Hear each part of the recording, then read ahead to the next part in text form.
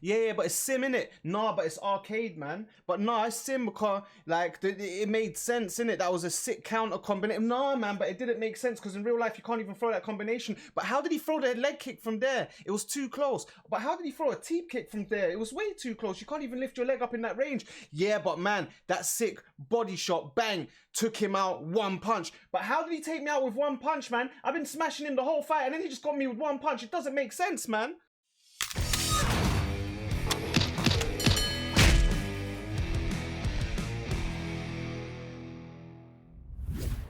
What's going on, champs?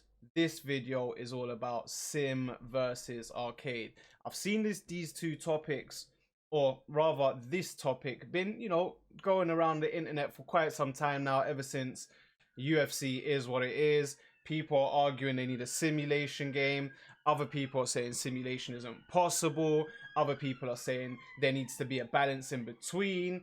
And some people are just not even sure what sim or arcade is, and I think they're mixing it up, or they're kind of bringing RNG, random number generation, into the mix here. So this video hopefully can clear all of that up, because if you know me, I like to dissect subjects and be very clear cut on what I say and what I talk about, and try and back it up with some form of proof or another.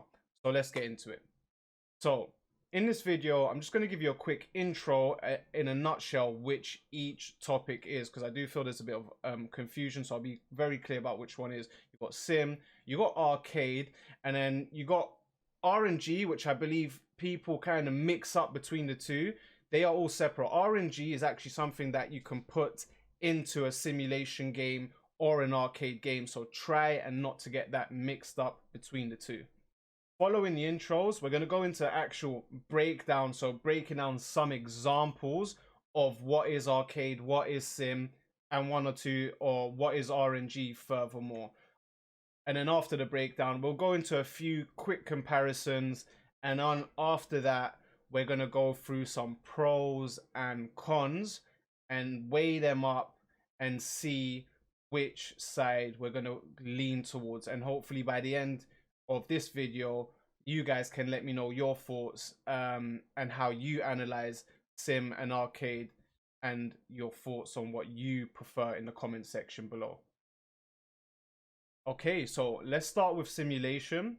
Simulation in a nutshell is basically gaming tailored to real life experiences based on the decisions you make or how you navigate through gaming. Everything is based on real life physics, real life movement, real life outcomes. Okay, then you've got arcade, which physics, gravity, balance is all tailored on how the developers of the game want it to be. So basically, in other words, it's based off of fantasy and imagination. If I want physics in a game to be a certain way, where everyone could be floating, or you jump in the air, get 4 seconds airtime, that falls under arcade. I am tailoring the physics, I'm tailoring the movement, the balance to be how I want it to be, rather than real life and logic. Then you've got random number generation, or random number generator, which we call RNG, which determines events based off of random numbers to change the outcome of how that event started, so that it doesn't become overly repetitive or too predictable. Basically, let's say we're in ESBC, I pick Deontay Wilder, you pick whoever you want, and we start the fight over 10 times over, and each time we start that fight and I walk over to you and hit you with a clean flush right hand, the first time it might put you to bed, the second time it might take 2 right hands, the third time nothing might happen, and the fourth time it will just be randomly. So basically the outcome of that will change every time because it's random. It's generated by numbers and an algorithm. Okay, so now let's go into some comparisons. I did kind of give you some just examples there, but let's dig a bit deeper into it, right? To make it make more sense, okay? So with simulation, we're going to use that Deontay Wilder example again, because if this is simulation, it's based off of real life and real life events and what happens from real life experiences. Basically, I pick Deontay Wilder. You're standing across the ring with me from me with no guard up. I walk over there, land that flush right hand on your chin. In a simulation game, you're gonna go to sleep 10 times out of 10, right? Deontay Wilder's power, without a doubt, 99, 100. Doesn't matter what your chin is. He's got the craziest power in boxing. If I land it, especially with you with no guard and you're not moving around to take any sting off that punch, you will go to sleep 10 out of 10 times. It's very simple. Or, for example, in a driving game, if I'm driving a car and then there's a brick wall in front of me and it's a simulation game, if I hit that brick wall is going to basically total my car. It's going to write off my car. My car's going to stay, it's just going to stop. Car's going to hit the brick wall kind of thing. Brick wall might break, but my car's going to stop there and there. That brick wall is going to stop my car, right? In an arcade world, I pick Deontay Wilder. I walk over to you across the ring, hit you with that one right hand. You're not going to hit the deck because the developers have designed the game to basically work off of health stats, stamina, and damage, basically. So those are going to play into factor rather than the realism of, you know, all right, Deontay Wilder just hit this guy on the chin, it's time to go to bed. They determine that isn't going to be the case. It's going to be down to their physics, how they want it to pan out, and maybe he's got to lose some health first before that punch determines the outcome of what happens next or ending the fight there and then. And then again, with like a car game, in arcade, you know, you drive through a brick wall, that brick wall just shatters, you keep driving, no damage, and even a brick wall might, you know, you break through it and then it goes invisible and then just goes, it vanishes into thin air, basically. That is the difference between both of them in a very clear-cut description and example. And another perfect example for arcade would be something like using UFC 4. Do you know how you can like stand literally toe to toe with your opponent in hooking range, and all of a sudden they've lifted up one of their legs and thrown that front kick or that teep kick to your face in hooking range, like literally when you're standing toe to toe, and you're wondering, whoa, how does that happen? It doesn't make sense. Because it's based on arcade. It's based on how the developers wanted the physics or the coding. Okay, so we went through a quick breakdown of what they are in a nutshell. We've given you a few comparisons between the two, but now we're going to go into a bit more detail. But before we do that, we're going to go through some pros and cons on each side and then give examples of why they're pros and cons. Wrap up the video, and you lot, please let me know in the comment section what your thoughts are and how you would like ESBC to tailor their game, whether it's simulation, whether it's arcade, or something to balance in the middle. And that's something I'm going to talk about towards the end of the video, about balance and why I think it doesn't work. So keep watching. Okay, so now let's go over some pros and cons for each side and kind of go into some detail over why, how, who, what, and where kind of thing.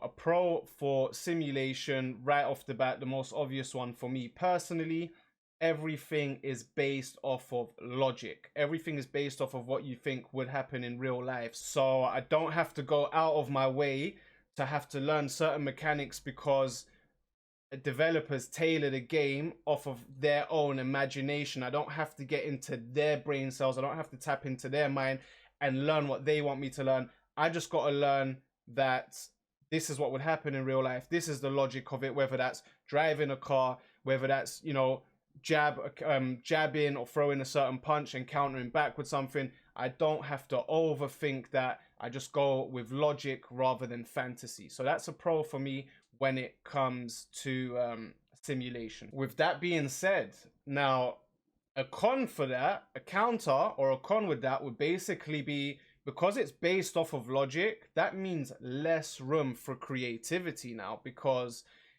where someone's making an arcade game, right, or they're implementing their own physics, their own balance and creativity within that game, then that leaves more room for me to get creative with that game, to be flashy, to pull more stunts if it's a racing game, to put more combos in there that doesn't make sense or you might have not seen in real life, which look cool on the screen when these pixels are doing it. So creativity is high up there with arcade. Like, that could be a plus. With simulation, the con is you're going to be limited. It's going to be less creative. There's going to be less you can do there because physics, real life, doesn't allow that. So I can't jump, I get airtime for 1 or 2 seconds in real life, but then in a game I can get 4 to 6 seconds of airtime, which lets me be more creative, i.e. Street Fighter, more Mortal Kombat and such. With that being said, I'm just going to add on another little piece to that. So with a con for simulation, basically, is that there is less room for mistakes, because if I was to crash into a brick wall, into a car, we already said the car is going to be more or less written off. That's it, race done.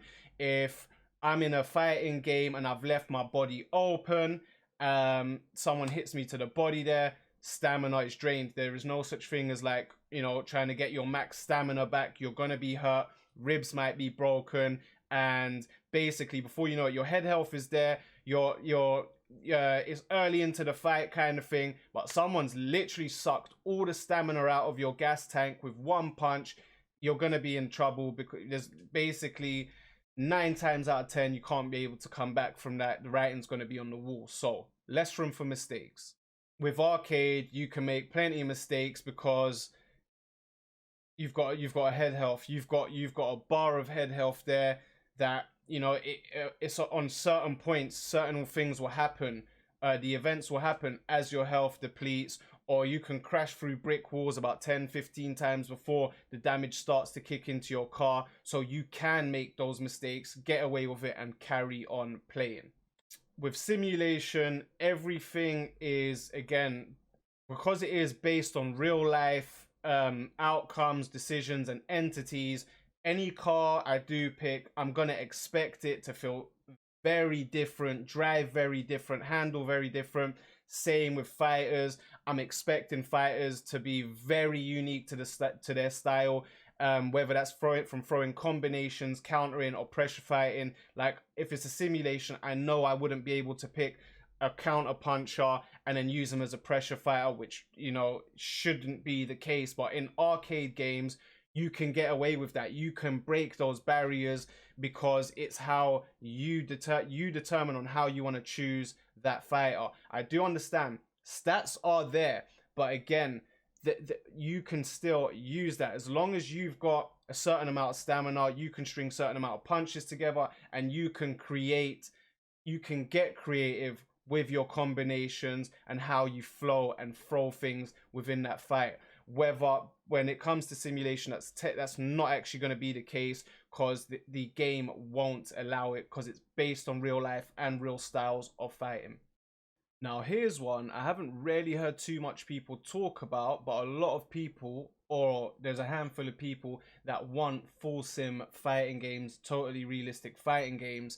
Now, when you say you want, or when people say they want full sim fighting games, or 100% sim, or as realistic as can be, you cannot ask for that without having real time in there, because it wouldn't make sense. Everything's gotta be based on reality. So whether that's tailoring punch stats or punch output per round, and those numbers gotta drop down to mimic or imitate real life, that's got to go on the clock as well. So you can't ask for, I want fully realism, a fully realism boxing game, but I want each round to be 1 minute or 2 minute rounds. It doesn't make sense. And here, perfect example would be games like Flight Simulator. The game is based off of pure realism, from checking your aircraft manual, from going through all your gears, doing your checks, lighting, runway, so forth, and things like that, to real-time clocks. You can't have all of that and then fly from London to France in 5 minutes of gameplay. If London to France is 45 minutes, or an hour and 15, or an hour and 20, that's how long it's going to take you to fly from London to France on Flight Simulator because it's based on 100% realism and simulation. So with that being said, if you're asking for simulation, you're asking for real-time clock, so you're asking for 30 minutes a fight, 36 minutes championship rounds, 12 rounds of fight, 12 rounds in a fight. You've got to put all of this together and really, you know, tailor it to real life. So you can't pick and choose. You can't say I want simulation but this. And we're going to go into balance very shortly, and I'm going to kind of touch on why I don't think that works and why it's confusing. But again, so it's real time clock. So with that being said, the con on that is, again, you make that you're leaving yourself with no room for mistakes. You got 30 minutes in that fight. That one punch lands, it's game over. You make that one mistake, that's game over. Some people might be sitting there nodding their head saying, yeah, that's how it should be. That's how...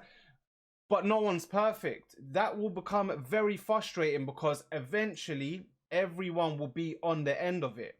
There's gonna be something, even where there's always gonna be something that's gonna cause that room for a mistake. Whether that's you, whether that's an input delay, whether that's internet connection, anything, you know, a little glitch in the system or something happens, then that is going to become very frustrating for people that want total simulation. So you've got to bear in mind, timing, long time to play a game, to grind a game, to play someone, or to compete, and very, very little room for mistakes, which is going to be very frustrating for a lot of people.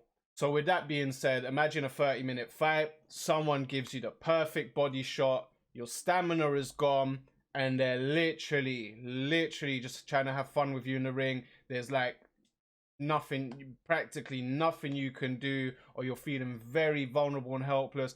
They've depleted your stamina with a one bang, as that can happen in real life. One punch can literally zap all the energy out of you, and they decide they don't want to finish you off. They're just going to dance around you for the next 27 minutes or so. It can become very, very frustrating. And not to forget, boring for some people as well. So those, for me, are very important pros and cons on each side kind of thing. And now I'm going to touch up on balance, where people are kind of sitting on the fence saying, no, I want balance, right? This is why I truly believe balance doesn't work, because it's going to be very confusing. Now, you're saying you want to mix real life simulation, real life logic, right, with fantasy. So not only now do I have to use my brain cells on one side to go with logic, right, you know, time to go left because it makes sense, or time to count here, it makes sense. But I have to learn fantasy. I have to learn what developers have come up with their own creativity, and I have to learn what they've put into the game. I have to learn their mechanics now, the arcade style as well. And I have to find what is arcade in that game, as well as what is simulation.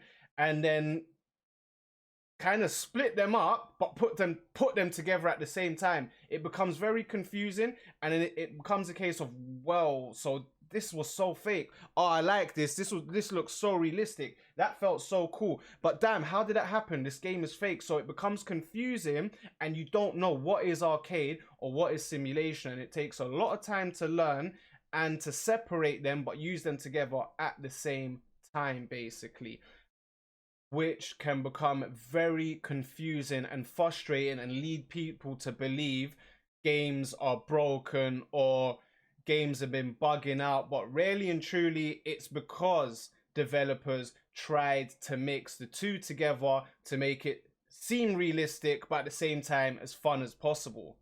And that's what makes people go in circles thinking, what the hell is this game? And then that would lead as well with doing that. So you've got people that are trying to use logic, right? But then you've got the people that are using arcade meta, and then other people using meta, which is most effective tactic available. And I can give you a perfect example, and this is going to a different game and going back a few games ago, but it's one that I've never got out of my head because I've always been someone to use logic, right? I'm never one to go on the internet and find like, oh, how to score a goal easy. Like, in my head, logic to score a goal in a game is logic. Pass the ball, get your players to come out of their position, work the ball around them, and try to score that goal. But then you've got arcade, which is fantasy, which a way developer created a game where people would run to a corner flag, and something that you'd probably never seen in real life, or you'd never see more than once or twice in real life, is like, example, you've got me trying to use logic, work around your players, get you to come out of position, score a goal. But then you've got people doing something like random, running towards the corner flag. Instead of trying to pass the ball and get round my players and go towards my goal, they literally just run to the corner flag because the game allows you to do that. Flick the ball up in the air, just literally do a kick up, flick it in the air, hold L1 or your left bumper, cross the ball towards the back of the back of the area, the back of the box, and then someone will come and header that ball, and 9 times out of 10 that ball goes in the back of the net, which is beyond me, because that's not logic. That is not a meta. That is not how players would play in real life. You understand? But in the arcade, in a fantasy world, it's there, it's available for you to use, which doesn't make sense, which becomes frustrating because you're trying to create a realistic football game, but you're putting these stuff in there, and it becomes a lot of confusion basically. So for me personally, I don't believe mixing simulation with arcade works well, because it becomes confusing. People start thinking the game is broken. People don't know what is arcade. People don't know what is simulation. For me, I personally don't think it works. When it comes to ESBC, on a serious note, because I am a hardcore fan of boxing, because I do love boxing, I'm kind of for the simulation, right? But I know what to expect with it, which is everything we kind of went through. And with that being said, though, on using like flight simulator, only the hardcore fans or people that want to become pilots, or people that really have interest and knowledge in aircrafts, will buy flight simulator. Not your casual fan, your casual gamer ain't gonna buy flight simulator. One, they're not gonna know what to do with the game, because it's so technical, because it is so realistic. But on top of it, because it's so realistic and it's based off of real life and real time, they're gonna get bored and frustrated very quick. A casual gamer won't want to sit on a game and fly from one country to the other based off of real time.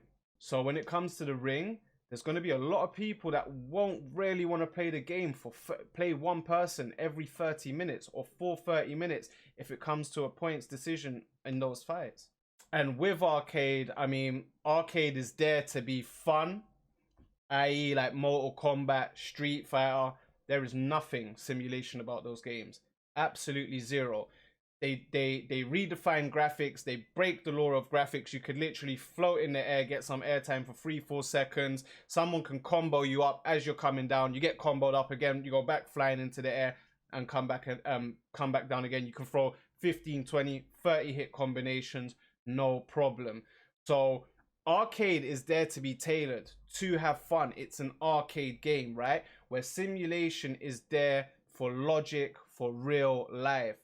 Guys, let me know in the comment section below what you think about my thoughts and what your analysis is on simulation, arcade, separately, and even mixing them together. Does it work for you? Let me know in the comment section below. I hope you enjoyed the video. If you did, please don't forget to like, comment, and subscribe. It helps me out a lot. And once ESBC does drop, that is when my YouTube is going to be really, really active, because mainly I want to up my content's going to be around the gameplay, hopefully tutorials and things like that, and showcases and stuff. So my YouTube channel is really going to be more based on the game. And when it comes to news and stuff, it'll be like mainly updates, patches, and things like that. So let me know what you lot think in the comment section below. Appreciate for watching. God bless.